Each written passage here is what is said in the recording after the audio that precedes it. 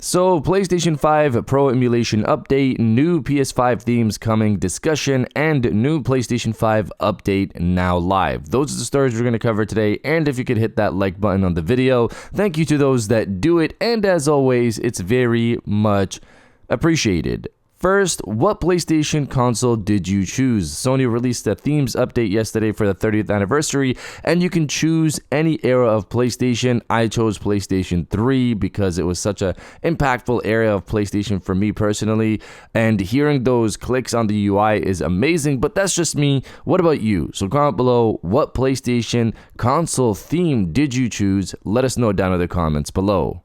Now, diving into the first story of the video, PlayStation 5 Pro Emulation Update. So this was an interesting story, and I think we should have the option, reading from PlayStation Universe, according to respected modder Lance McDonald in a post on X, the development kits for the PlayStation 5 Pro feature the ability to switch back to the standard PlayStation 5 settings using a base emulation option. McDonald pointed out that it would be beneficial to have this option available in retail PlayStation 5 Pro consoles, as some titles have some noticeable issues when running on the new system. Here's what he had to say.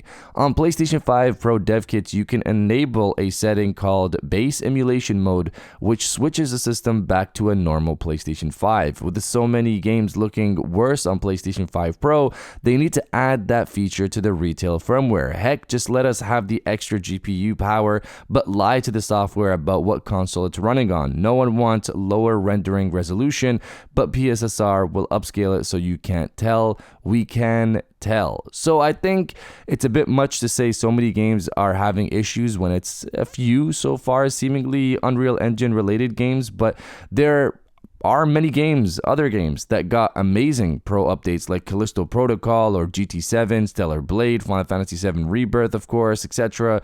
But with that to the side, I do agree that we should have a base emulation mode switch just in case there are games that are currently having issues.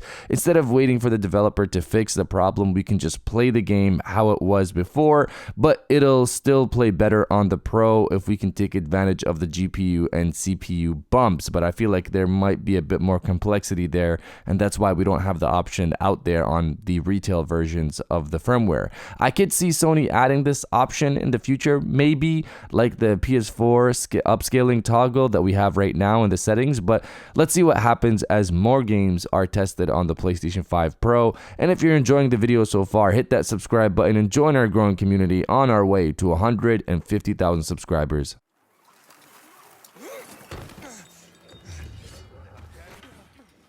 Now diving into the second story of the video, new PS5 update live now. Reading from Push Square, Sony has confirmed a new PS5 firmware update will be available for console today, releasing worldwide in a phased format. At the time of writing, the patch isn't available in the UK, but users in other territories are saying they can download it now. It's a 1.3 gigabyte update, and Sony has provided the patch notes ahead of time. The PS5 version 24.08 10.40, which is really just update 10.40.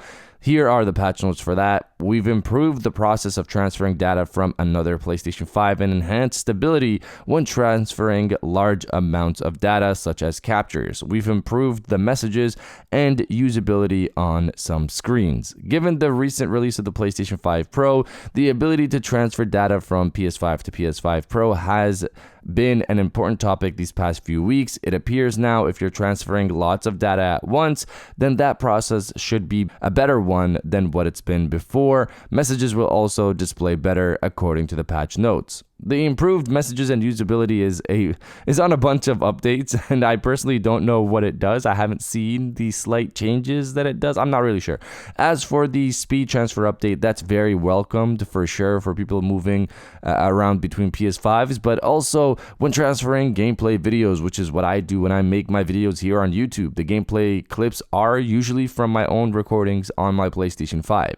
This will probably be the last update of the year, but we can look forward to 2025 for the next major releases on the PlayStation 5 in terms of firmware updates, and of course we'll talk more about those as usual as we do on the channel every year. So sub if you haven't for that conversation and those updates and leaks and potential rumors. But you guys let me know if you're happy with this update or you don't care. Let me know down in the comments below.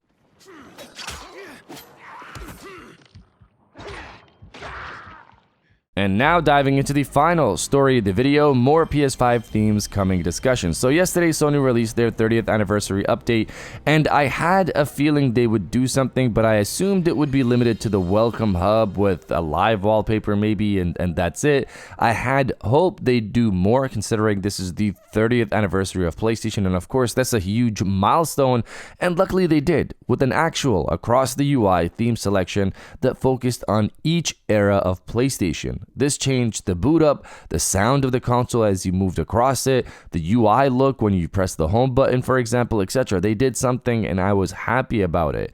I was very happy when I heard the PlayStation 1 boot up sound and boot up screen and saw the intro there as well with the PlayStation colored sparkles when you go to select your login. Even when you boot down the console, there's something there as well. Now the problem here, of course, as everybody has noted already, is that this is here for a limited time, which I'm sure Sony realizes that people want this to stick around. I'd use this as my default personally, and of course I'm sure many others would do the same. There's no reason to take it off. Now in terms of the future, I remember when 1440p was something people wanted, and I did something simple. I put it as a tag on my Twitter post and increased the notice of it. People are more aware about it. I've had people say it won't happen, just let it go, but we stuck with it and it did in the end. I remember when Sony announced it and I had people tagging me left and right on Twitter, even people who didn't even follow me, but they saw one of my posts and they saw that it mentioned 1440p, and they've seen probably a couple of them and they're like, okay, this guy really wants to push for 1440p, but it wasn't even for me. It was for other people who really wanted the feature. And we did the same with dynamic themes. And while this isn't fully there yet, this isn't a full dynamic theme as we know it, this is a huge step in the right direction, and I feel more will come. More could definitely come. The PS5 has the ability now. There's a full UI section for it called Design and Appearance. I think now is the time to be as vocal as you can with Sony about wanting more themes, and of course keeping the ones we have right now with the 30th anniversary. Let's see how this goes, but you guys let me know if you're liking the 30th anniversary theme or not. Let me know down in the comments below, and if you guys did enjoy this video, please hit that like button as it always helps, and subscribe if you're new. I got new videos every Monday, Wednesday, and Friday, and now I'll check you guys out on the next one. And welcome back to the after show. This is the part of the video where we have a little fun down in the comments below. If you're old, welcome back. If you're new, welcome. For today's thing, what I want you guys to do is to body, obliterate, destroy, and overall harass the comment section with "to another 30 years." 30 years of PlayStation hit yesterday, and I can't believe so much of that time has flown by.